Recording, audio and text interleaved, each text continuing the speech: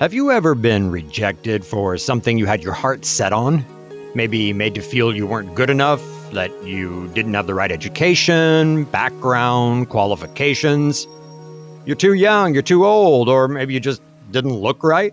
Well, today's story, although on the surface the story of a celebrated missionary who went to China in 1930 and ended her days in Taiwan, it's something bigger. The uplifting of a determined individual wanting to do more, of not allowing herself to be limited by other people's limitations. The Taiwan History Podcast, Formosa Files, is made possible through the generous sponsorship of the Frank C. Chen Foundation. Formosa Files. Today we're talking about missionary Gladys Aylward, born 1902, and she passed away in 1970 here in Taiwan and is buried here. So Gladys Aylward was from a working-class family in London.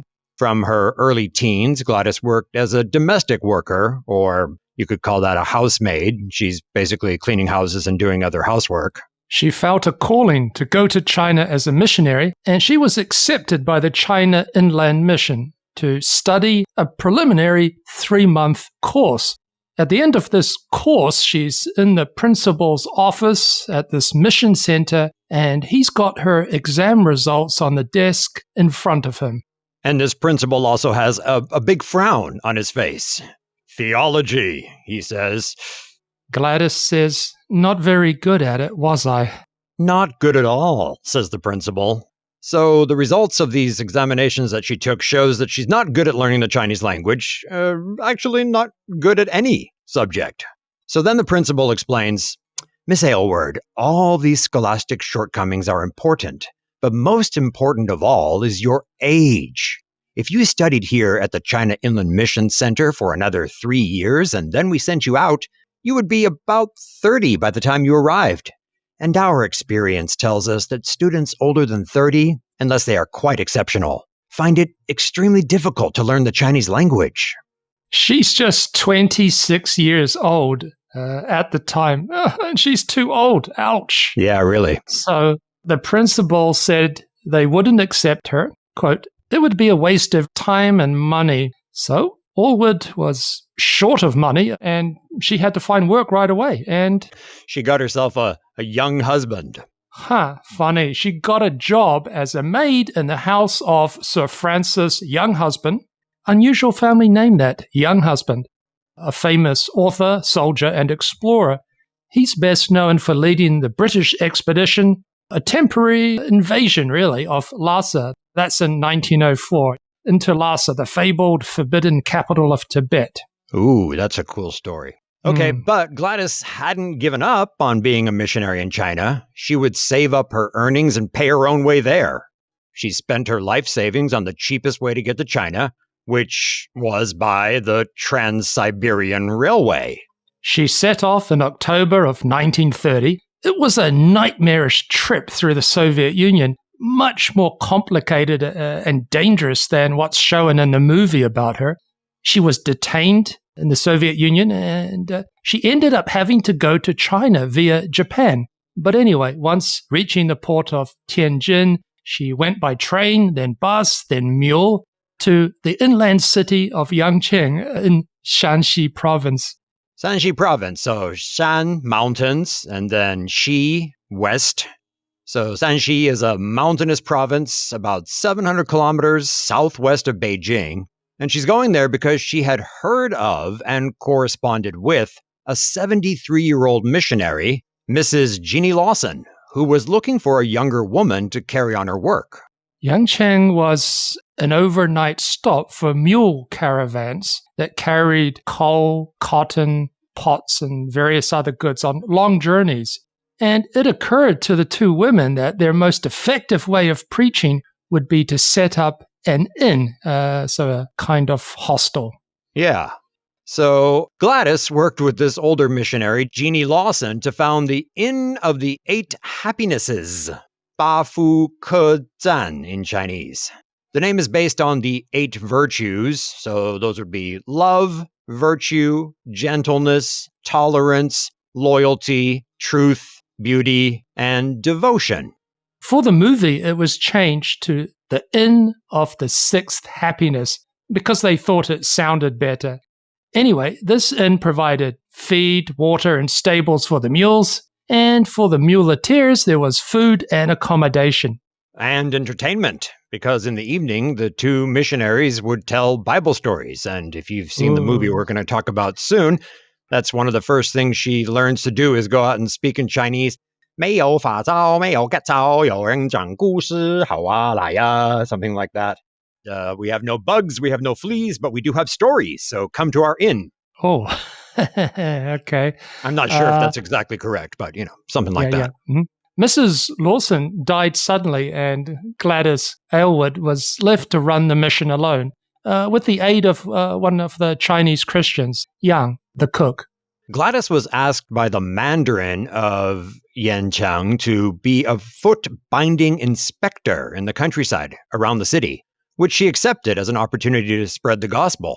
She also helped settle a prison riot, and she took in orphans, adopting several of them herself. In 1936, she became a national of the Republic of China. Then in the spring of 1938, war came to Yangcheng. Japanese planes bombed the city, killing many and causing the survivors to flee into the mountains. Gladys helped Chinese soldiers set up an ambush of Japanese troops, and she would have a $100 reward put on her head. She led about 100 orphans to safety over the mountains to the city of Xi'an. It was an arduous journey lasting about 12 days, and when she arrived, she collapsed with typhus fever. She was delirious for days. Aylward stayed in China during the war with Japan, and then during the ensuing Chinese Civil War. She only returned to Britain in 1949 when the communists defeated the nationalists. So after her mother died, Gladys wanted to return to China, but China was obviously off limits. So she returned to the east, to British-administered Hong Kong. She finally settled in Taiwan, and, after all, she was a Republic of China citizen, and she settled here in 1957.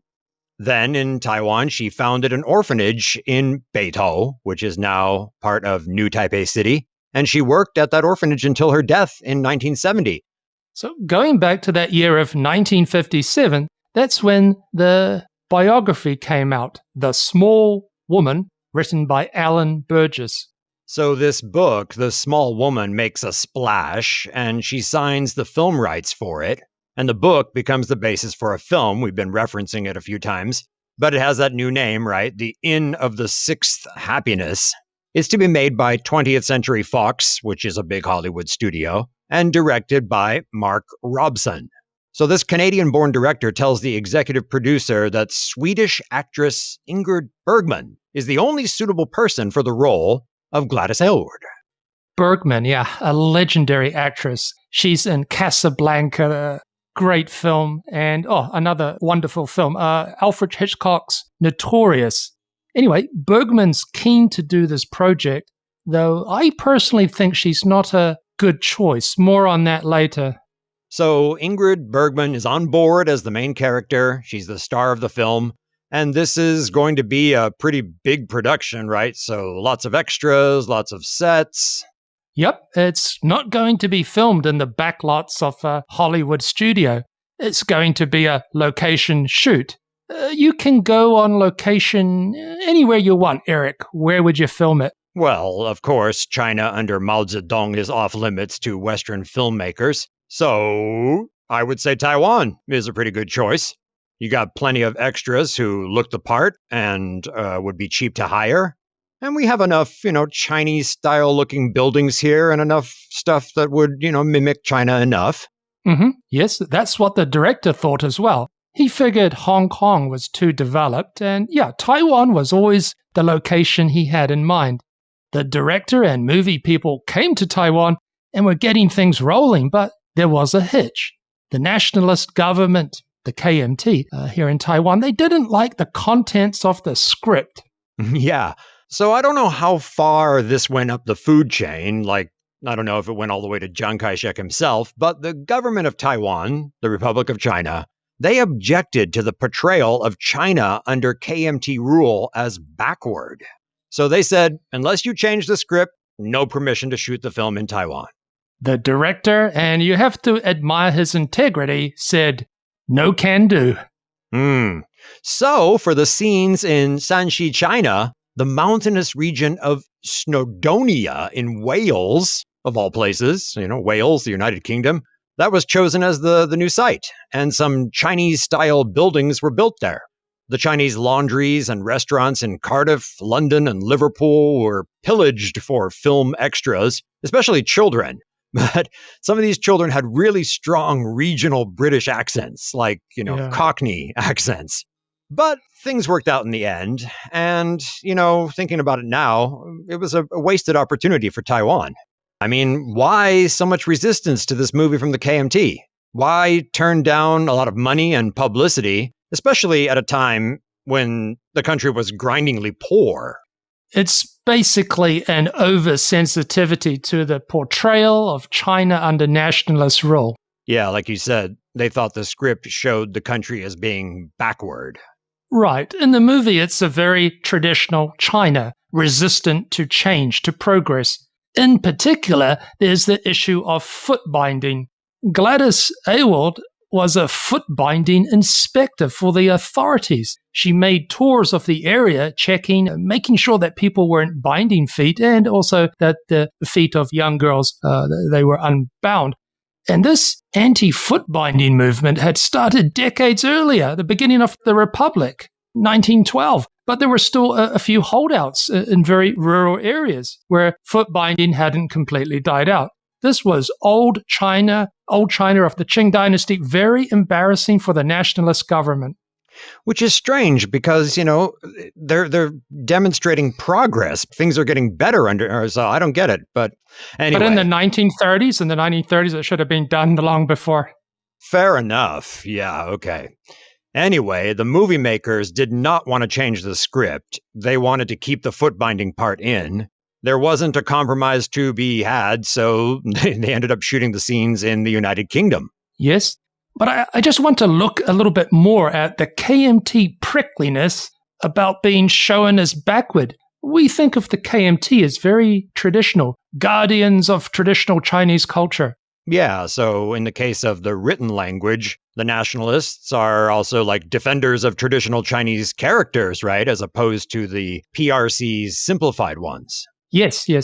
And all the glorious artifacts taken from the Palace Museum and safeguarded in Taiwan. Yes, nationalist Taiwan is a storehouse of ancient Chinese culture, but much of this came later, wanting to contrast themselves with the communists. Early on, the nationalists saw themselves as a revolutionary party.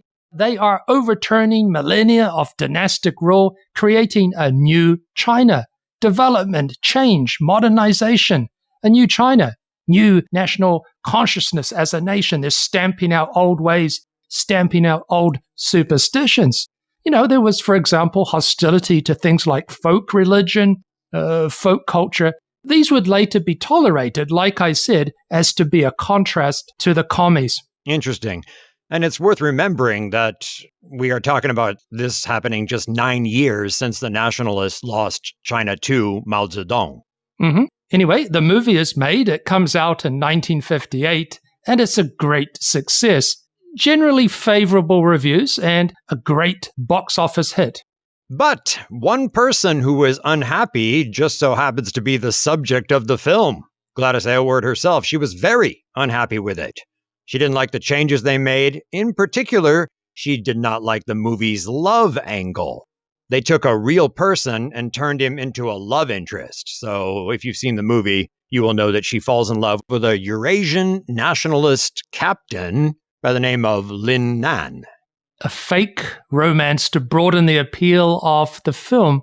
The promotion for the film played this up too. Movie posters were of two kinds. One kind showing the missionary and the children, and the other posters showing the missionary and her love interest, this Captain Lin. They're looking at each other in a romantic fashion. And there were print advertisements, newspaper ads for the movie too. Some had a picture of Aylward and Captain Lin just about to kiss. And there's an enticing question for newspaper readers. Eric, I'll ask it of you. Okay. Would it offend you to be loved by a man of another race? It would honor me. Ha! Oh, that's brilliant. I was hoping to catch you out there, but I've forgotten. You know this movie so well. You can quote lines from it. That's right. Well, I grew up in a very strict religious family, and we only had about 10 movies that we could watch. Ben-Hur, various other Bible movies, and this one, The End of the Sixth Happiness, that was on the list of approved movies. So I've probably seen it at least 5, 6, 7, 8 times. Yeah, so those lines are dialogue from the film because Captain Lin asks, "Would it offend you to be loved by a man of another race?" And Gladys responds, "It would honor me." Love across the color line, quite popular in movies at the time. A bit of added spice, forbidden fruit, or at least slightly dangerous fruit for the moviegoers. But, audiences were not offended. Though, to be honest, this is not exactly a huge leap across the color divide. In the story, he's Eurasian, not full Chinese, and he's played by a white guy, a German actor called Kurt Jürgens. Another important Chinese character in the movie, the Mandarin, the local official, and a major supporting character in the film, is also played by a white guy, which can be a bit jarring for a modern audience. Mm-hmm. Hey, Eric, I didn't catch you out with that quote, but how about I quote something you said to me? I'm going to quote it back at you. Mm-hmm. In that Formosa Files episode about the Mel Gibson movie made in Taiwan, you remember? Yeah, Attack Force Z. Yep, well, I mentioned New Zealander Sam Neill playing an Australian, and you said something like, "John, it's called acting. You don't have to play yourself." So you should be okay with this. 1 second. I Googled Sam Neill after you mentioned his name, and I've been saving this for the perfect moment. No. It's a national security issue. It's a national secret. Nope. His place of birth, Northern Ireland. He's actually British. Yeah, you win. Okay, I have a punishment for you. You are required to go watch John Wayne play Mongolian warlord Genghis Khan in the movie of the same name, Genghis Khan. No, it's the worst casting ever. Oh, it's hilarious. Oh, so bad. Yeah. Anyway, the love interest in the Inn of the Sixth Happiness, something to broaden the appeal, make it of more interest to women folk, and it worked. The film did well. And there were other changes too. The name of the inn was changed, the names of people, and Gladys's Chinese name. She was known as Aylward, a Chinese approximation of Aylward, her last name. So these three characters, Aylward would mean the virtuous one. But in the film, she's given the name Zhen Ai, meaning true love. Yeah, and the virtuous one, her criticisms went public, made it into the pages of Newsweek magazine, for example, including claims that the studio had failed to send her a promised advance copy of the script, and there was angry denunciation of Fox personnel as a bunch of liars, and I think she described Ingrid Bergman as a wicked woman. Ingrid Bergman, a wicked woman. Is that a bit excessive, perhaps? Yes and no. When I said earlier that Bergman was a poor choice, it wasn't just that she was a pretty, blonde, tall Swede playing a short, dark-haired woman with a strong accent, but that she, Ingrid Bergman, had been involved in a notorious extramarital affair, a massive scandal, which was even the subject of a denouncement in your Senate. So not a perfect match for a missionary role, but I guess people have short memories. Yeah, and like we were talking about before we started recording, sometimes you got to use the actor that's going to bring in the people, right? It's not ideal sometimes, but anyway. What about 20th Century Fox? Yeah, she was unhappy with them because director Mark Robson and various film people, they'd come out here to Taiwan scouting for locations and met with Gladys. That was early 1958, the spring. There are a couple of interesting comments in the autobiography Ingrid Bergman wrote, My Story, which she co-wrote with Alan Burgess. Oh, Alan Burgess, the author of The Small Woman, the book that started the whole movie in the first place. Yes, and in this book, she says one of the more enthusiastic assistant producers had told her, so Gladys, told her to collect her friends and induce them to make hats and costumes for use in the film. They would also be employed as extras. So one of these guys from 20th Century Fox is asking Gladys to get her friends working on film costumes, and there's also promises of film work. And then when the government rejects the script, right, when Taiwan says no, director Mark Robson decides to film it in Britain. Yep. Bergman writes, 20th Century Fox pulled out of Formosa practically overnight, and everybody had forgotten to tell Gladys. She was left with dozens of angry Formosans demanding payment for their services or their half-finished goods. On one occasion, she was almost dragged bodily from a rickshaw. It is understandable, therefore, that she looked with strong disfavor upon the film and never made any attempt to see it screened. And, of course, it was banned in Taiwan, so she couldn't have seen it here. Interesting story, but usually at Formosa Files, we like to end on a positive note. So, John, you're a positive guy. What have we got? Okay, glass half full guy me. That's me. Just glass in general, full of something. At the start of filming, Ingrid Bergman wrote a nice letter to Gladys Aylward in Taiwan, but never got a response. However, Bergman did come here to visit Aylward. That was in 1970. Oh, that's nice. But she arrived too late. Gladys had passed away 10 days earlier. Oh. At the age of 67, and working right up to the end, preaching, lecturing, taking care of kids.